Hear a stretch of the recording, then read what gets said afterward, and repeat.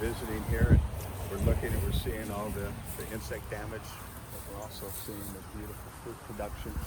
Not enough though, not enough. So we know why, and we look around and we see this beautiful lawn underneath it. You know that the lawn is being watered 2-3 times a week minimum.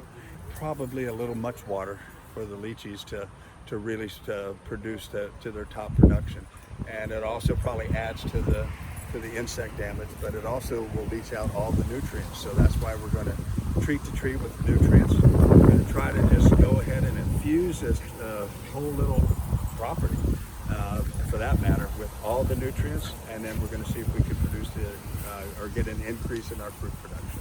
It's going to be great. It's going to be a great test of all this. So John, I have some lychee trees here that you've seen, and production seems to be sporadic. But in addition to this low production, I have some insect issues that I'd like for you to tell me about. As you can see, the leaves are quite eaten. I haven't seen any caterpillar, and I don't know what the issue is. Could you speak to that for me? I can. Also, have you seen any flying insects around here? Because this also has some cutter wasps that like to come in and feed a little bit, which are not detrimental to the tree, but they're just feeding, and they come in and they cut. And you notice that all of these are pretty consistent in their cutting. And so Did you say cutter wasp? Cutter wasp. Oh, I Yes. never heard of such a thing. Yes, yes there are. Ah. Cutter wasp. That is one possible situation here that I can see. Any slugs or snails that? I haven't seen any of those, but then Okay. I haven't really paid that much attention either. Because they feed at night. Okay, so slugs and I wouldn't- snails, earwigs are night feeders. That's also conducive to this kind of destruction on the leaves. See, for me, it just looks like the caterpillars get on here. They feed quickly, and then they turn into moths or butterflies.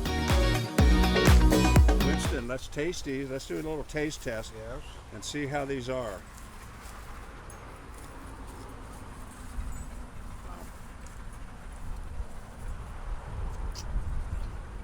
What do you think? A little tangy, but and small. So the idea is to increase the production while also increasing the volume And the flavor. of the fruit and the flavor And the of flavor. the fruit. And I think we can do that as a result of our magnesium, treatment. And we're going to probably put some potassium in here too to get those roots nice and strong. And we're going to just see what we can do to get and improve that flavor for you. Good. All right, so what we have here, John, is a blueberry bush that looks like it's struggling quite a bit. But maybe it's picking up from where it left off to what can I do to make it a productive blueberry? Well, it was a baby when you received this. It was really, really small, as you can see. We got it here. We're planted out in the open. It's getting a little wind here, as you can see today. It's getting some wind, so that's affecting it a little bit. But as we should know, that all blueberries need a very acid soil to be productive. When they grow up north, they have all that beautiful peat moss and stuff like that growing around it, which is, very, very acidic. And so we need to adjust our soils accordingly so it feels at home, basically, is what we need.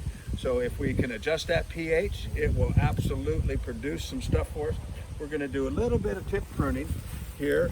And as we do that, I'm just going to take a little bit of cuts on all and any of these. So what that's going to do for us is going to help us shoot some more stuff here.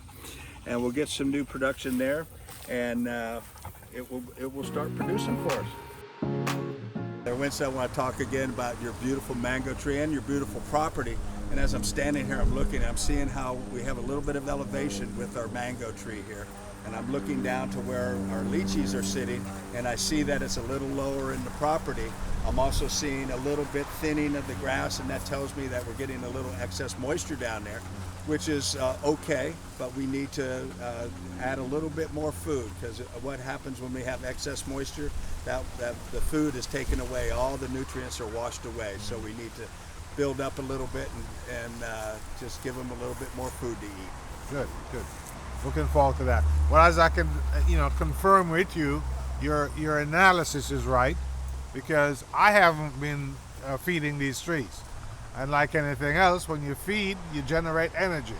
So I would imagine they need some energy. Man, I wish all my customers were as good as you. They need food. They do need food, absolutely. So what we're going to do, we're going to give them food, and then I want you folks to check back with us on some of our future recordings to come and see what takes place at Winston's home. Thank you very much. Hi, John the Plant Guy here. I just want to thank all of you people for watching the videos. Please subscribe below.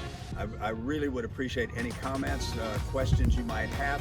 I really would love any of your practical life experiences with the plant world. Let me know what's happening, what's good and bad. Please let me know. Thank you.